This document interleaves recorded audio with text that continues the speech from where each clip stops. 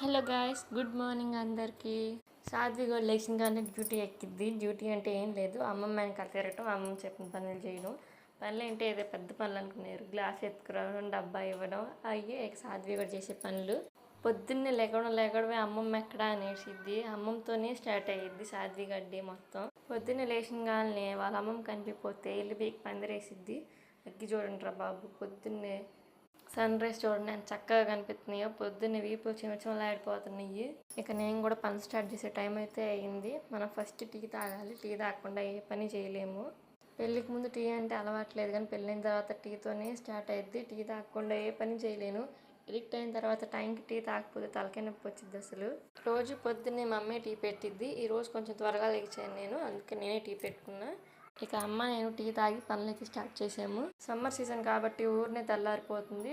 ఆటోమేటిక్గా ఊరినే మెలకు కూడా వచ్చేస్తుంది. కొంచెం సేపు ఎండలో ఉన్న వీపులు పేలిపోతున్నాయి, అదే చిన్నచిన్నలాడిపోతున్నాయి. సాధ్వి గారికి కూడా అదే ప్రాబ్లం.